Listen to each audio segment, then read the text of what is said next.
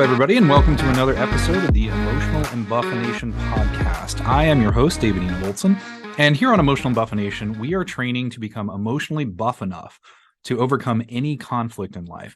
And at the same time, we are learning and figuring out ways to discover new levels of success and happiness and optimize all those really positive, good feelings in life. This podcast is just one of a number of resources I have available. If you want to learn more about any of that, check out the Emotional Embuffination website, which is embuffination.com. All right, today I have the pleasure of getting to interview Miss ShaRon Rea.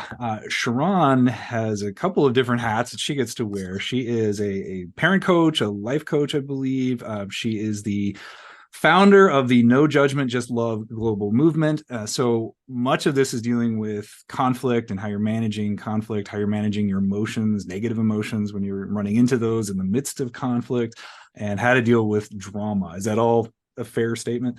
Absolutely. And so to me, that means you are a perfect fit for a discussion in the emotional embuffination realm, which is, of course, all about all of those same things, managing emotions, dealing with conflict.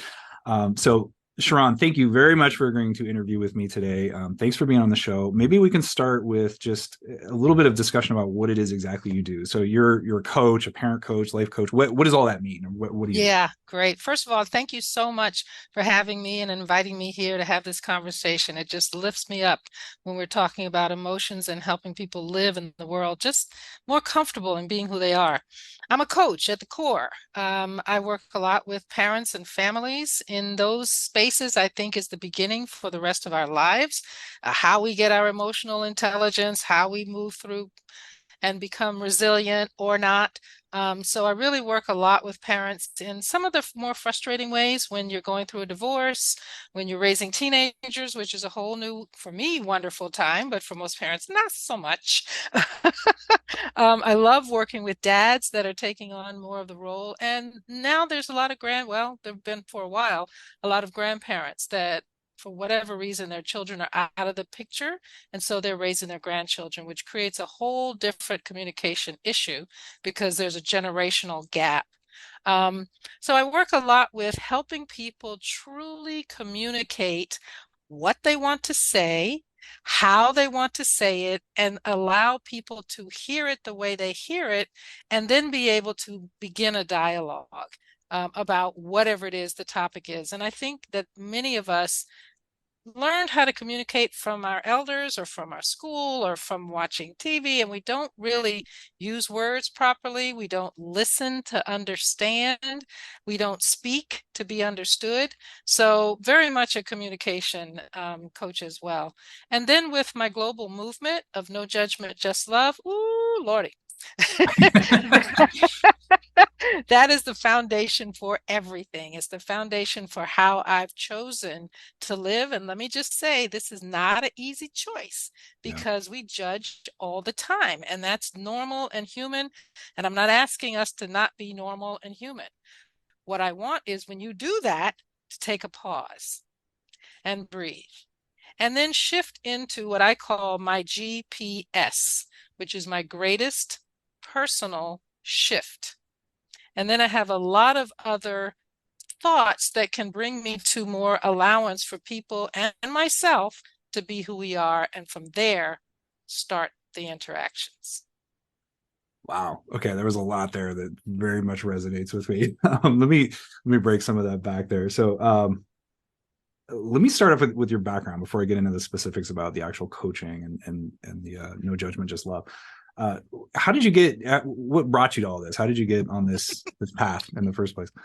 I'm a butterfly businesswoman professional. I've had probably 29 different jobs. I've been a dance teacher. I've been a store manager. I've been a lobbyist. I've worked for Make-A-Wish. I worked for the Arizona state government. Wow. I've just been so many different But you have things. been doing this for a while, right? The I've coaching been doing thing. this for 13 years. Okay. So I'm a little older than I probably sound or look. That's okay. Well, And at my last job, which was with First Things First, Arizona program for birth to five families, helping their kids understand helping the parents, excuse me, understand that that's a very, very vulnerable time in a person's life. I had, and this is just real ShaRon here. I had a job that I was supposed to do that day, and I also had a friend who was in a little crisis, and I chose to help my friend and not do my job. And then I realized, well, if I love doing that and not so much that, I quit my job right in 2008, the height of everybody going, including my children. What are you doing, Mom? The world is crumbling. But I met a person who said, you know what? The world can do what it does, and I choose not to participate. I like, ooh, I like that. I do too. That is so perfect. So I just jumped out and started coaching, and it has evolved over the years. And were you doing like coaching part-time prior to that? Or it's like, No, I mean, maybe in my normal everyday life, but I wasn't defined and trained as a coach. That happened after I quit at Christmas time. So I'm like, okay, what am I going to do? And, pardon me, I'm not Irish, but I think there's a phrase that says the road will rise up to meet you. Mhm. And the road rose up to meet me every step of the way. I was just guided. I got the business LLC, I got a name, I got all of this. And then one day, those four words, no judgment, just love, kind of dropped into my spirit. And I thought, well, that's powerful. How do I live that? Yeah. And so at the time, the legislature, and I was a lobbyist as well in New York, so I've done a lot of things, um, was creating a law to prohibit business, to allow businesses to not serve people. And I had an opinion about which side of that argument I was on.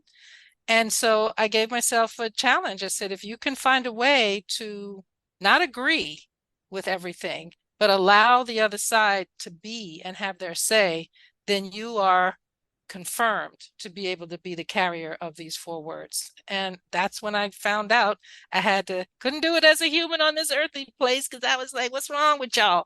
Um, but, Mhm. but rising up to my greatest personal shift allowed me to think more globally, and I found it. And I've been practicing it, because it is a practice, every day since.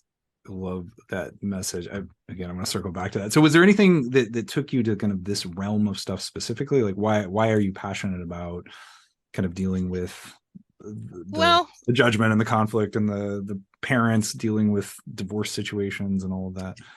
because I'm an only child. I still am, and I never wanted to be, because I love people so much. I just do. And You because of feel that, you're an extrovert? Is that the yes, I am. But I love being by myself as well. So I'm probably an ambivert. somewhere in between? Yes, Yeah. exactly.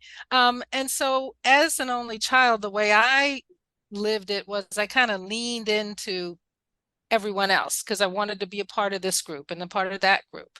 And didn't feel like I fully belonged, which caused me to perceive judgments harshly. Now, there were Mhm. absolutely some harsh judgments. I grew up in sort of a singly cultured community. And then when I moved to New York, there was a lot of different cultures. When I moved to Arizona, it was like culture shock, because I'm a Black woman.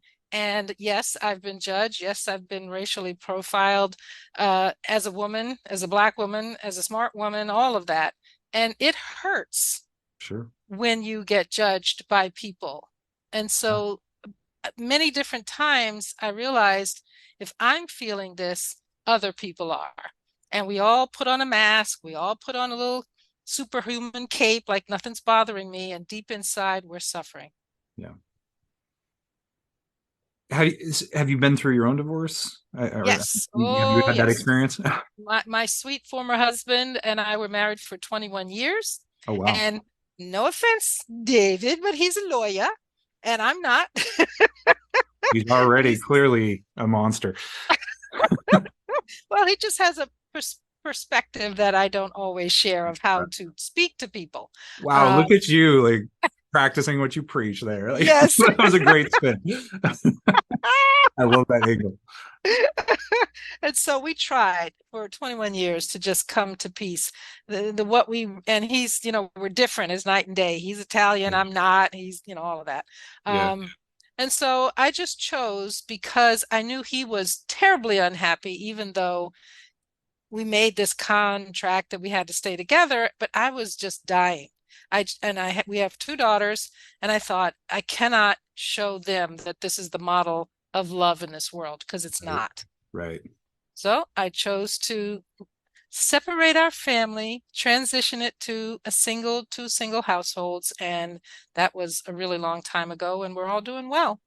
And you said that you mentioned teenagers earlier. Do you currently have teenagers? Is that kind of the phase they're in? No, but when I quit my job and we were getting divorced, our girls were teenagers. Oh, okay. So I was doing all those things at the same time, which was pretty stressful. Got it. Um, my older daughter and my younger daughter, 3 years after that, were part of a book project that we wrote, a book called Children and Divorce, Parenting Tips to Help Your Family Cope and Adjust.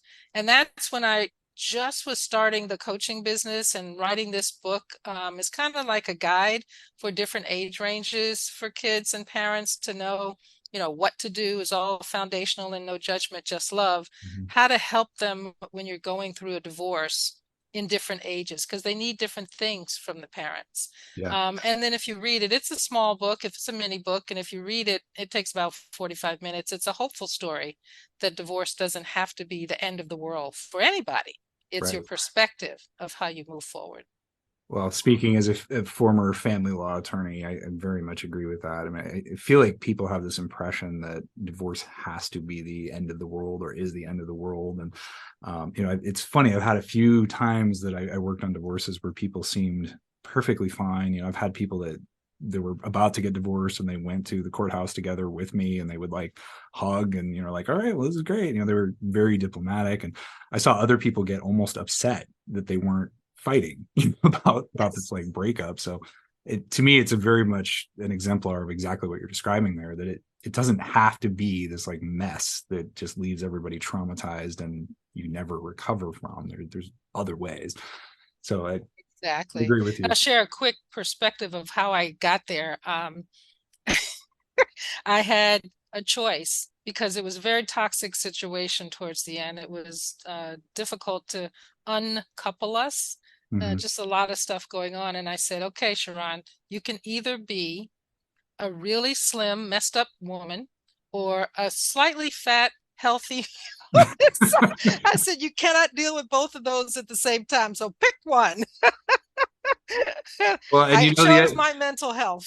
an interesting element to that is I'm currently coming to the belief that in the long term, like, you may look better in the short run if you're doing these kind of toxic behavior patterns, but if you have your mindset right, I think in the long run it's going to show up on your face and your body, and it's going to have an impact, and all sorts of things on a physiological level, cortisol levels, over the long run, that can have just catastrophic effects on your body. So I think it's funny, I'm kind of a nerd, and so I'll go to like the Comic Cons and those things where you get to meet some of these famous actors, and there's this contrast in my head that I feel like I've seen. So once I got to meet Dick Van Dyke, and Dick Van Dyke, I went up and got his autograph and all this, and he's exactly like, he was in his, I think, 80s when I saw him, right? And he's exactly like what I would expect Dick Van Dyke to be. He was energetic, he was super nice. He's like, "Hey, how you doing?" And it was just full of energy, and he's up there, Yeah. in terms of age, right? And I just exactly what I would have thought he would have been, and he felt very positive, right? And so in my mind, that's part of a reflection of having that long-term positive mindset. Now, the contrast was, there was one time, and I like this actor, so I'm not trying to badmouth him, or maybe I won't even say his name, but he's another, so I'll skip his name, but he's a somewhat older actor. And I walked up to him and I was like, "Hey, how are you doing?" And he goes, "I'm tired." And it was just like the whole dialogue was this kind of drained, terrible thing. And you could see it in his face. Like, he looked tired. It felt like this another reflection of mindset. And I don't have a clear way to correlate what they're doing on a day-to-day basis, but I feel like I've seen this over and over again, where the older people get, the more you start to see the impact on their bodies, their attitudes, just from mindset, so absolutely. in your situation, maybe in the short run, you were abandoning some toxic behaviors that might have like shred a little bit of body fat or something, but in the long run, you're probably way better off. And quite frankly, I mean, you look really good from my perspective. So I think Thank you're you. doing all right. Thank you. But I agree with you. There is an extreme connection that, at least in this country, we don't talk enough about. So I don't think our citizenry really embraces it. But your mental and your emotional and your physical health are so linked together that 100%. when you have depression, when you have Yep. sadness for prolonged periods of time, illness shows up Yep. because we're supposed to cry to release our tears, and our sweet men in this world resist that. And Yep. so there's a lot of, stress within their body that is going to show up in a lot of different unhealthy ways. So Absolutely. yeah, I gained like, 40 pounds because I had a lot of stress over a long period of time, but I was healthy and on my way to being much more comfortable with who I am, which is what allowed me to look out at our children's dad, my former husband, and say, you know, you and I are connected forever. We are forever parents. This is Yep. not going to end when the court stops. Yep. And I need to respect you, not that I need to, but I want to, because somewhere in this time we loved each other in a Yep. different way than we will going forward. So I was healthy, relationships were wonderful, and I lost the weight. So that was for me a good choice. It even went away after anyway. Yeah. That is perfect. Okay. So you have the experience here, like you've got some real legit life experience behind all this. I mean, you've experienced divorce, and children situations, not only a divorce with children, but you've dealt with children, which in and of itself is, I have children, so I know it's a struggle. And that's something, especially when you have co-parenting issues. If somebody like wants to parent different ways, and I don't know what your situation was there, that Totally. can Oh, be, opposite. Just yeah. absolutely opposite. Right. So you've got some experience here dealing with a lot of these forms of conflict. That takes you into kind of this coaching. Tell me a little bit about what you do as a coach, like on a just a day-to-day basis. How does that work? People come to me in a lot of different ways, and I deliver coaching in a lot of different ways. So there is obviously one-on-one coaching, and I say from preteen, middle school is one of my favorite ages for young people, because the world wants to just close their eyes when kids are between 11 and 16 and hope they grow up. But that's the time you need to lean in farther and Yeah. help them. And they deserve it and they need it. So I do one-on-one coaching with middle school up to 105, however old you are. And the way I coach is I've learned to listen not only to what you're saying, but Yep. what you're not saying, Yep. and to your emotions.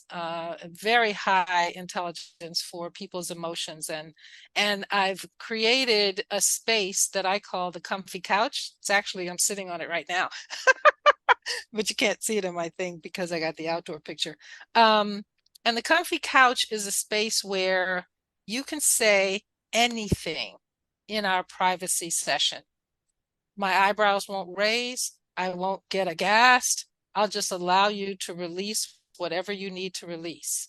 And I don't share things with anyone else in your family unless you give me permission, or unless you're underage and I see your safety is at risk. And then I'll Or you would offer to otherwise be legally obligated to say something anyway. absolutely, but I don't say it first. I invite you to do Right. something Right. first and taking ownership for your behavior in your life. And Right. if you don't, then I will step in. Got it. I also work with families in groups. We can do online or in person, on the phone, whatever is the comfort level for people. I collaborate with a lot of organizations and businesses to group coach, which I don't call coaching, is facilitating. So facilitating a conversation on particular topics. Like right now, I'm creating a workshop for self-care made easy.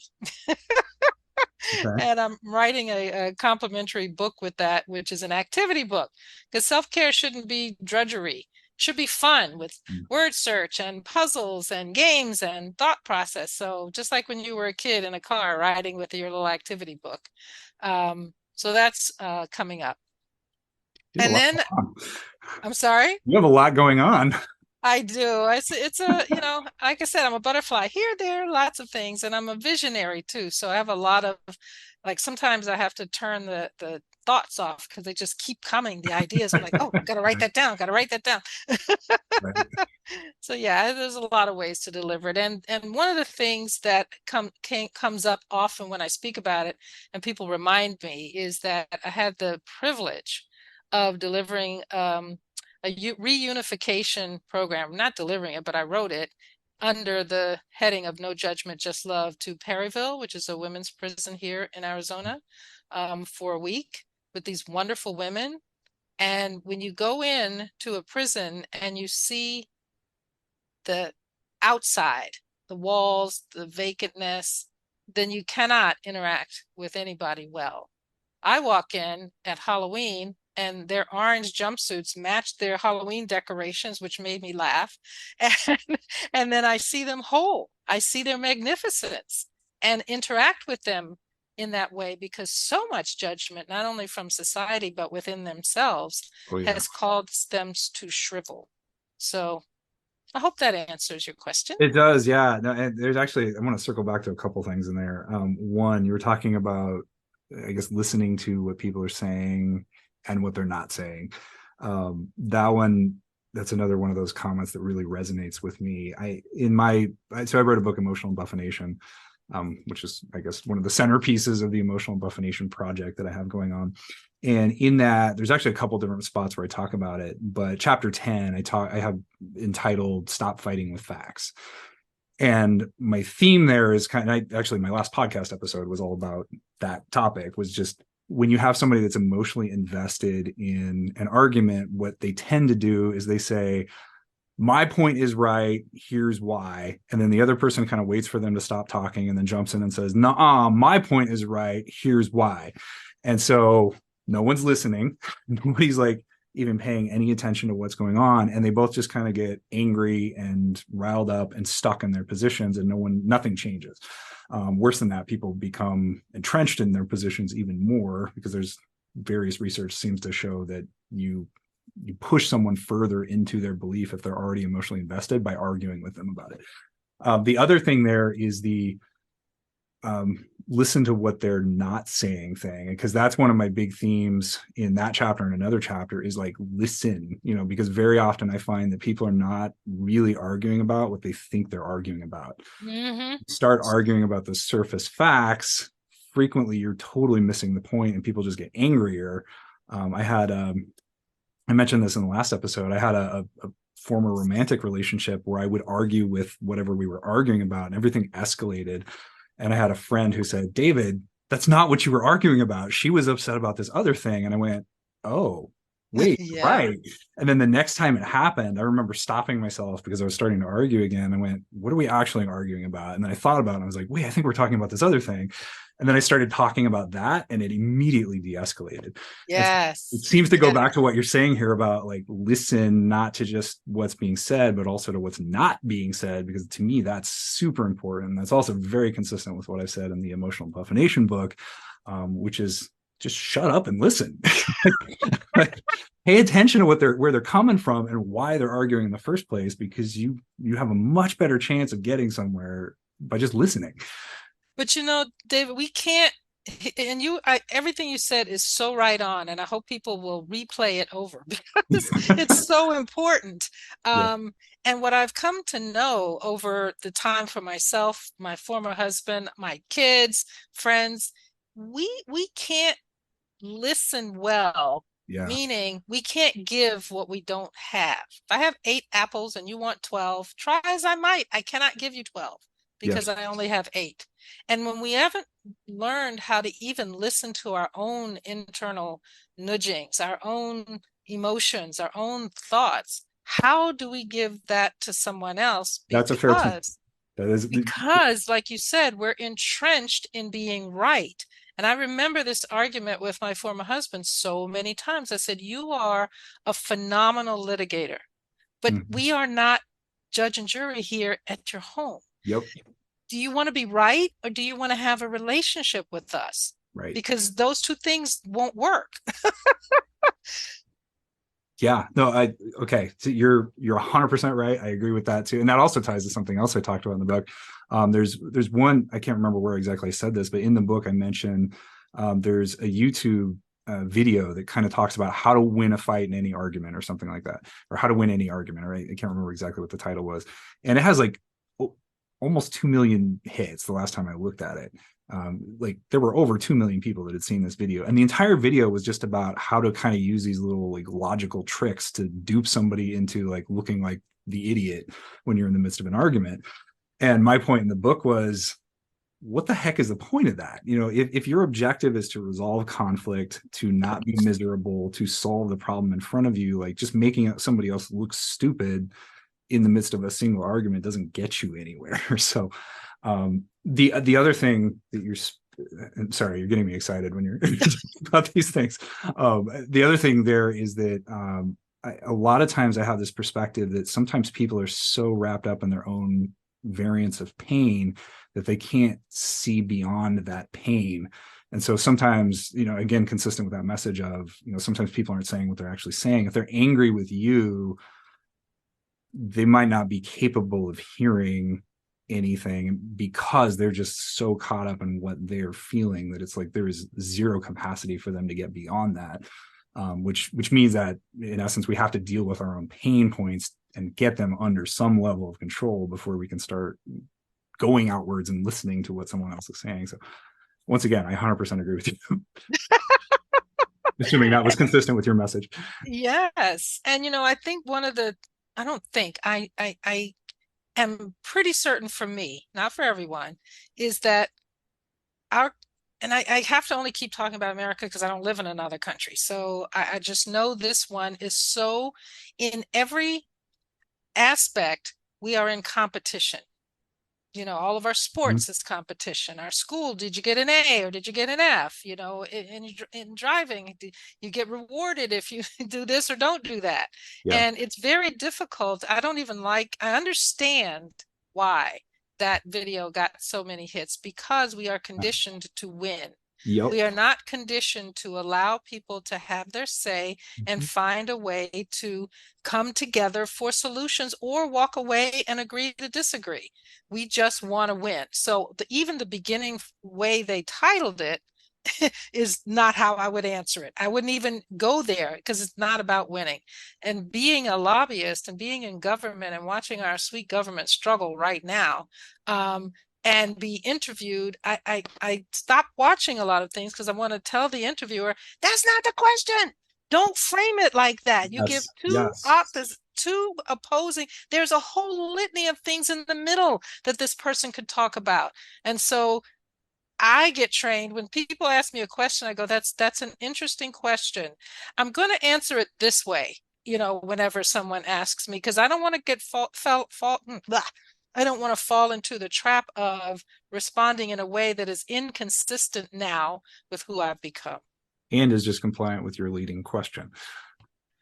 Yes. I don't know if you can see this, but this is my book, Emotional Embuffination.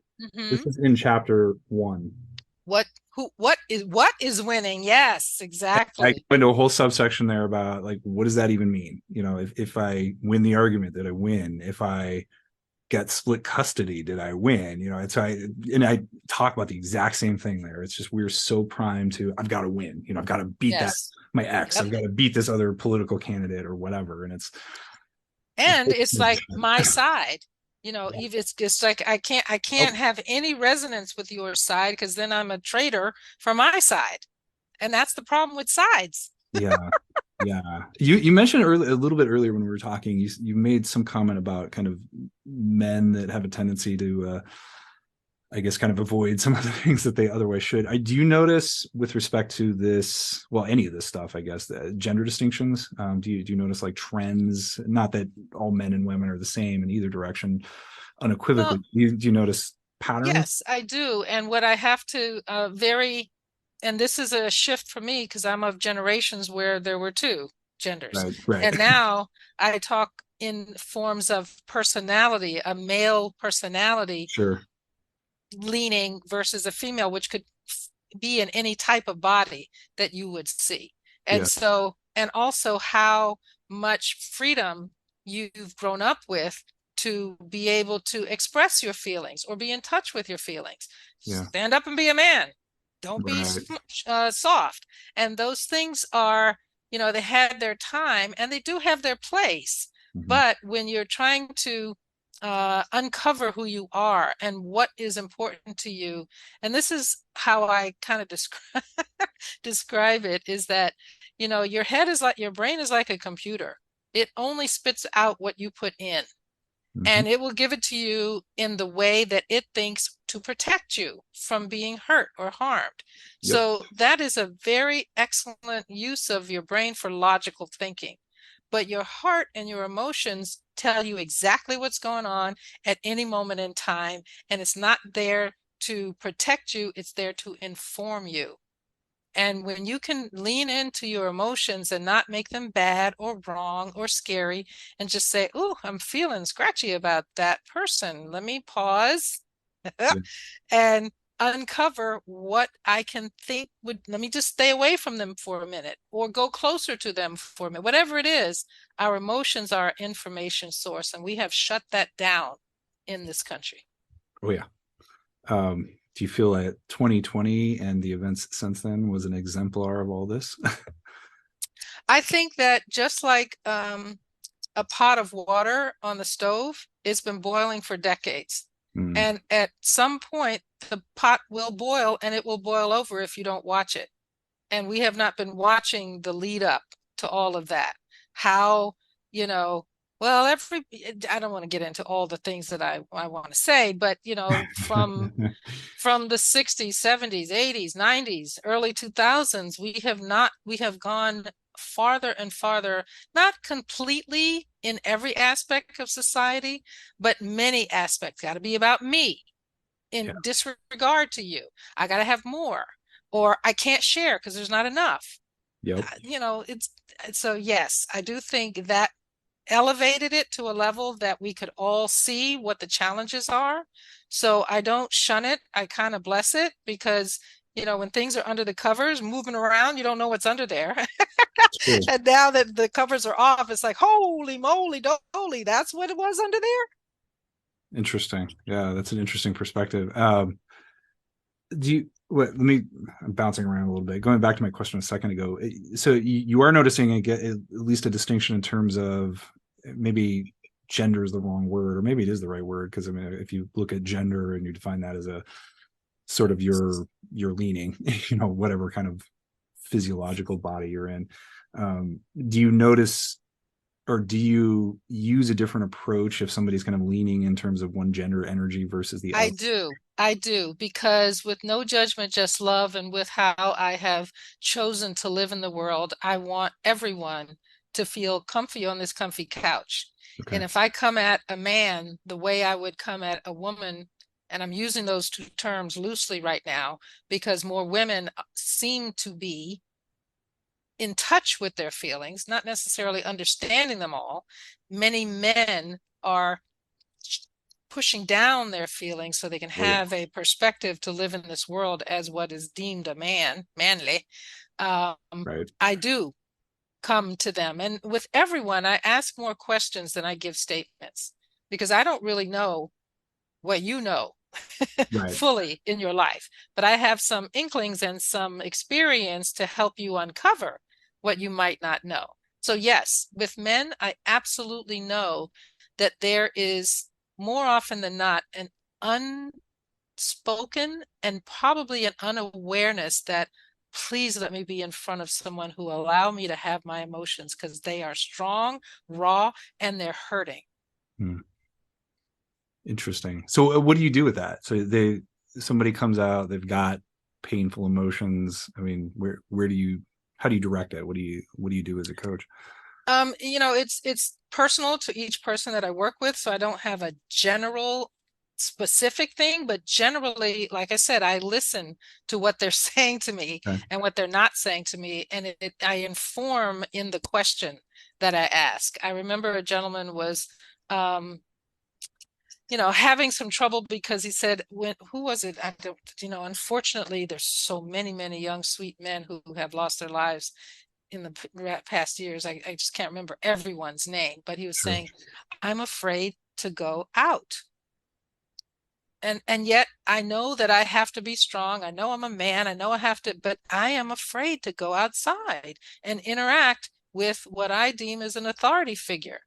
Yeah. And so I gave him a space to be able to truly talk about that, which tears ensued, cracked voice ensued. And that's where you get to the rawness, the open space where we can have a discussion about, so what things can you do to change your perspective, to give a different energy out? Because a male energy against a male energy that's strong like a ram or a bull is just going to battle. There is nothing else happening there. So Yep. how can you allow the softness, which is not a weakness, but the softness, the kindness, the compassion, to come from you and emanate that, so that you aren't attracting this type of, and this doesn't work with everyone, but with this gentleman that I was speaking with, it did. That makes perfect sense to me. And obviously everybody's going to be different. Your approach to things is going to be different. So I guess it really all starts with what we were talking about earlier, which is listen, pay attention to where somebody's coming from and what it is that they're needing to say, and where does that go? Is that a fair statement? Yes, very fair. Okay. You also mentioned earlier, you made comment to the GPS, the greatest personal shift. Yeah. Let me dive back into that. What does that mean? What is the greatest personal shift? From my spiritual perspective that I have honed and still learn and get surprised every day that, oh, there's more. There's more to know. There's more to uncover. This is not possible because I'm pretty sure I know everything there is that anyone possibly knows. Well, you may be one of the 10 million that think that. I know it seems everybody has that perspective, right? I'll tell a quick story. I lived in New York with my husband at the time, and we wanted to build a home. Okay. And my friend's husband was an architect. And like I remind everyone, I'm Black. And I went over to their house because he invited me in the morning and to talk about the plans. And I'm sitting at the kitchen table with he and his wife, and his two daughters come in. And I look and I say hello, and they don't look at me, and they look at their dad, and they said, Daddy, what is she doing here? I thought you said no Black people in our house. Ooh. Ugh. Now, I know how I felt inside. Yeah, I'm sure. I don't even know if I can imagine that. That's ugh. And he was sitting across the table from me. I turned every shade of whatever color is in the rainbow. I don't even recall, because I was a little in shock. I don't even recall what he said. I just got up from the table, excused myself, and I left. Now, in my normal human way, I could not find justification for that. I couldn't find peace with that. I was hurt. I was crushed. I was pissed. I was all of those emotions. Yeah. But in learning to practice and be no judgment, just love, I needed to, for myself and my peace, because when you carry pain, hurt, disregard, like you said, it affects your physical and it shows up. So I had to find allowance for that family. And I have to tell you, it did not happen right away. It took a little bit. But what I uncovered from that is when I can move up to a place of a larger vista. Just like if you're on the ground, you only see certain things when you're in the woods, but if you get up to the mountain, you can see higher. And that's what I call my greatest personal shift to something higher, a higher perspective, a wider vista, to be able to see the value of this family. And the value was, oh, guess what, ShaRon? Everybody doesn't like everybody. Remember that.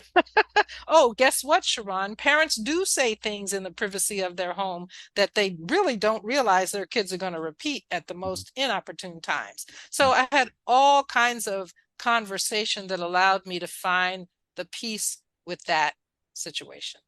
Okay, so I'm going to repeat this and make sure I'm understanding it correctly. So greatest personal shift in essence is when you kind of step yourself out of whatever is going on and say, okay, even if this is hurtful or toxic or whatever, I can recognize that it has some value and kind of look at it, I guess, from a more objective perspective, and then say, okay, how do I interface with this, recognizing that there's value in it, even if it feels hurtful once you're in the midst of it. Is that a fair characterization? That is a fair, and I want to shift just one of your words, which is Sure. interact. We Okay. don't have to interact with something that's harmful Okay. to us. Fair enough. I want to recognize it. I want to give it its place, and then I get to choose all of those things. I'm having this conversation in my head, not out loud. So I Right. get to say whatever I want to say, figure out whatever I want to figure out, right, wrong, or indifferent, to allow me to come to peace. And that is my greatest personal shift that I offer to everybody, if you choose. I like that. I like that a lot. That makes sense to me. I feel like that ties into something else that's sort of, all these things are just intertwined. So it's not going in a very linear direction, but just because they all make so much sense and connect in different ways. Tell me about the no judgment, just love idea. So obviously in its face, it's got no judgment, just love. But can you elaborate a little bit on Yes, what yes. does that statement mean, and what is the project about, the movement? Okay, so it's two separate sentences. No judgment, period. Okay. Just love, period. And what it means is no judgment is an ideal, because we cannot not judge. That's how we live in this world. And when you can recognize that it's an ideal, and you hear me or give yourself permission, judge away. I judge all the time. Holy cow.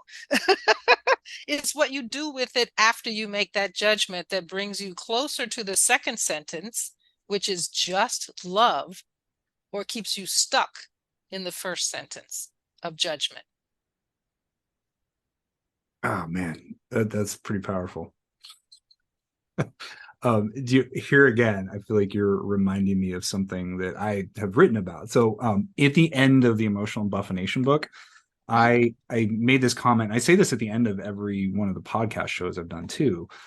Is that I want people to go from saying the struggle is real to saying what struggle, because I want the Yes. mindset shift to be not like, oh my god, this is so overwhelming, it's terrible. But I'm likening it to like when people go to the gym and they say, bro, do you even lift? Because they've been lifting so much that they have these huge muscles and can lift enormous things, and they see somebody else who's struggling with a tiny weight. That doesn't mean you're never going to have struggle. It doesn't mean, because obviously if the weightlifter is still going and maintains these big muscles, he's going to be lifting things that are a struggle. But it's that ideal state. Yes. In the same way that your no judgment is like this ideal state that you're moving towards. And then it just, again, it very, very much feels like it connects up. We are so well suited for this conversation. I know. I love it. You're like, you're saying the same things in a different way. And I love it. It's like, yes. At least that's what it feels like. And David, what I found, I'm sorry, go ahead. No, go ahead. What I've found is that the missing link, or I shouldn't say missing because it's there, it's the unknown link. See how I edit everything to be more clear? This is what I do with clients. This is how I speak, because I want to be as clear as I can so people have a chance. And it's funny because many times it falls on, what'd you say? Why you say it that way? Or what? Right. Because we're not accustomed to that. But anyway, my point is the opportunity to do what you said, which is let go of the struggle, or have the struggle and not let it be a prohibitor, is that we don't have the tools. We don't have the new thought. We don't have the permission given to ourselves to do something different that's not the thing I've heard on the commercials every day, or what my friend is doing next to me. To be unique, to be individual. We are all precious, unique, magnificent souls trying to fit into everybody else, which is never going to work, because we all here bringing something different. I say it's like this tapestry or a puzzle. But if you're putting together a puzzle and not looking at the box like you want to see what it becomes, every piece will fit into every other piece if you allow it to be its own piece. Yeah. Oh, I never said it that way before, but anyway. It's another deep statement. Wow, that was, yeah. And this reminded me of an experience I had a little bit back. This actually, I was doing volunteer work in hospice for a while. And I would basically go and visit these people that were in hospice and were kind of expected to pass away within the next 6 months or so, was generally the expectation. And there was a guy that I started visiting with who I ended up kind of hanging around. He didn't pass away, at least up to the point of COVID, and then they wouldn't let me visit anymore because of COVID. But he was utterly fascinating to me. I was meeting with him like weekly for several years. And during Wow. that time, I found out all these crazy things that I didn't know. And I became utterly fascinated by this guy's life. And it was so interesting to me to just go and talk to him about all these life stories. And it was crazy stuff. Like, he went to Harvard, he was in law school with Ruth Bader Ginsburg, he Wow. like met Malcolm X, he was in a cult, and he traveled the country with his cult. I mean, it was just all these insane stories. And I got to the point where I started like writing them down, because I was like, this is insane, somebody has to remember this stuff. But one Yes. of the thoughts that I had, and the reason I brought this up, is that in the midst of all that, there was one point where I remember thinking, if I knew this guy and we were both the same age, I never would have been friends with this person. Like, there were so many things about him that were so distinct. Like, the way he organized his law practice, like he described that. And I was like, he did some very questionable ethical things. Mhm. He was very disorganized. He was chaotic throughout his whole life. Like, he just had these ideals and ways of living that were completely contrary to many of the things that I try to follow. And so my thought was, if this was somebody I just knew that was my age, this would not be a buddy, and I Mhm. wouldn't have heard all this stuff. And so it was weird, because when he's in this hospice setting, I was able to disconnect enough that I was just sort of listening. And as I was Mhm. listening, like, he got into some really deep, like, we had some theological discussions that were kind of deep, and he said some things I don't think I would have ever thought about.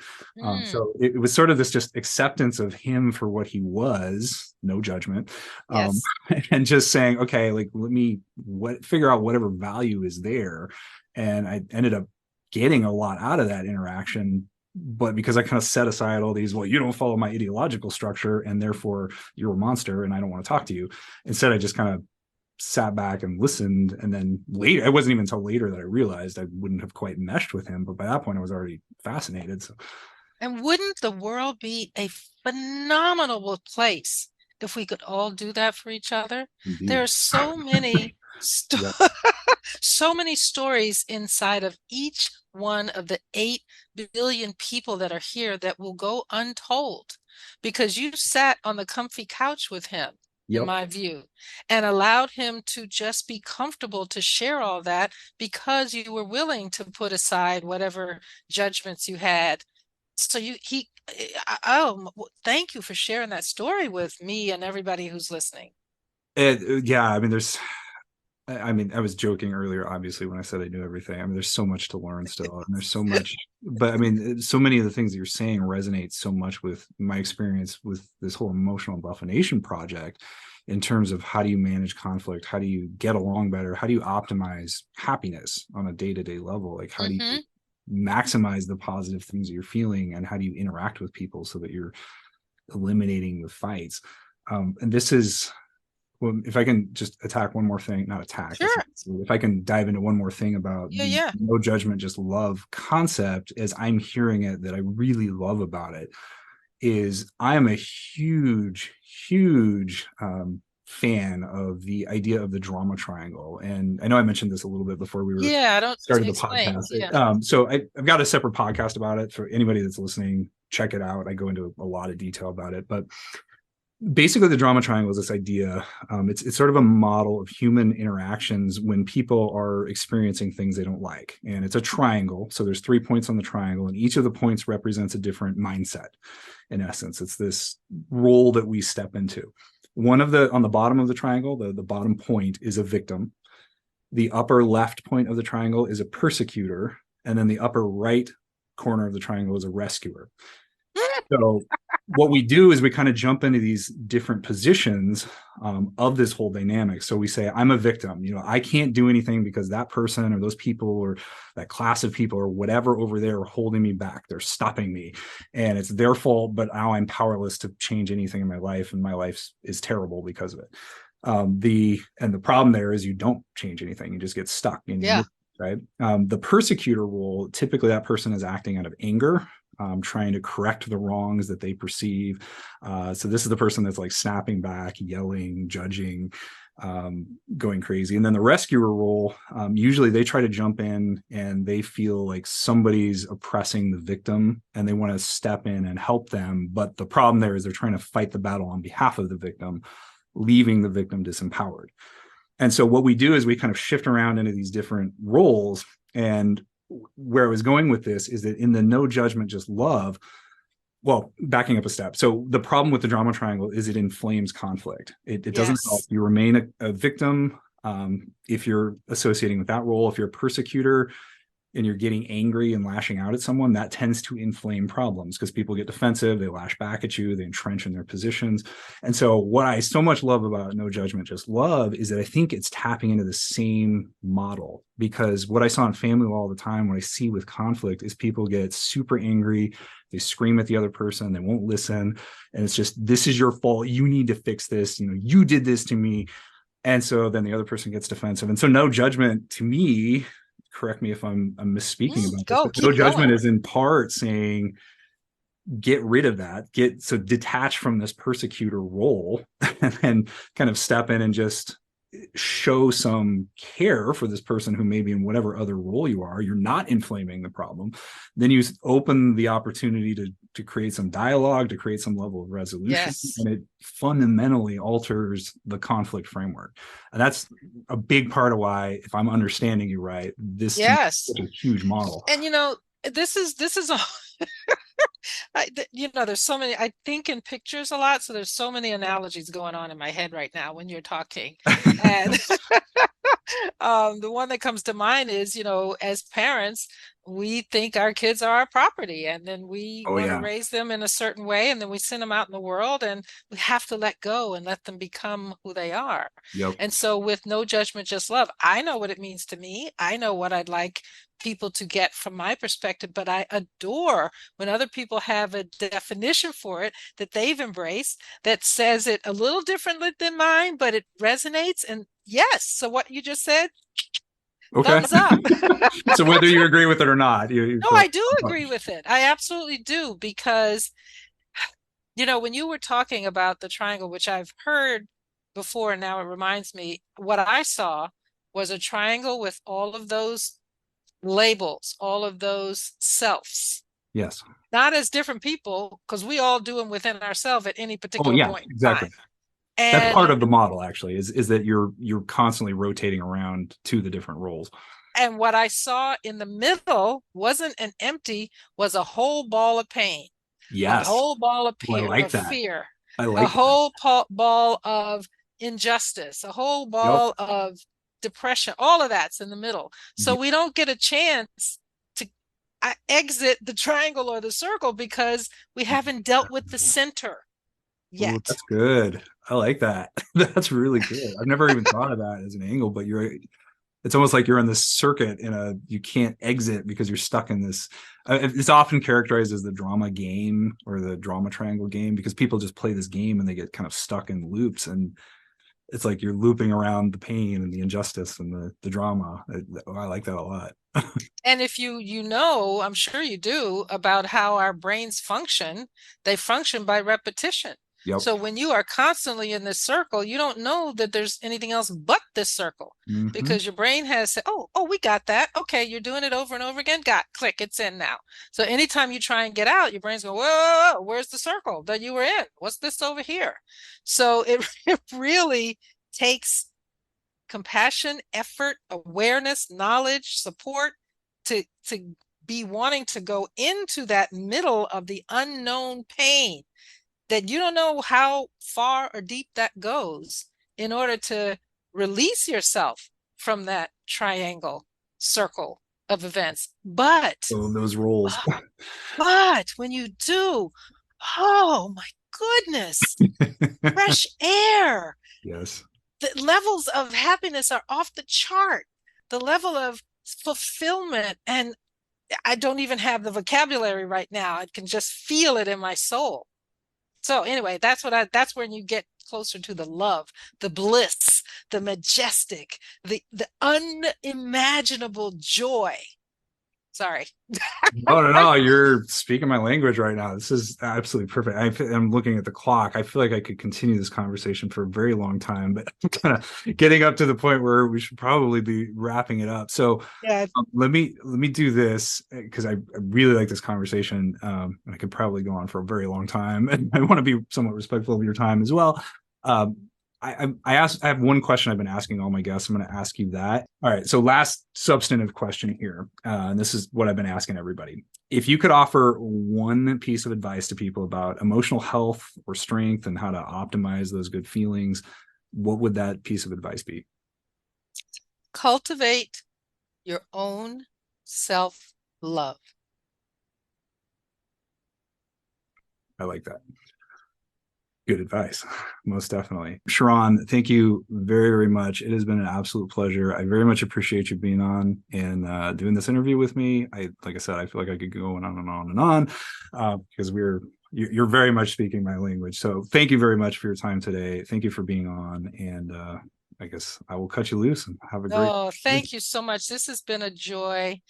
To everyone who listens to your beautiful podcast and this conversation, thank you for your time and listening. I hope you found some value and just enjoy the rest of the day and your life. Man, yeah. What ShaRon said. All right. Thank you, ShaRon. Thank you. Bye-bye. So that brings us to the end of today's show. I hope that you have found this useful. I hope that you can take away something, that there was some little nugget in here somewhere that's going to help you to make your life just a little bit better. Remember, we want to keep becoming more emotionally embuffed all the time. And that means you keep working on it. You keep doing it. You keep regularly checking in and trying to figure out ways to strengthen your emotions and become more emotionally resilient. At the end of the day, the objective here is to take you from a place of saying things like the struggle is real to saying, what struggle? Thank you all for listening. I hope you have a great week, and we will see you on the next show.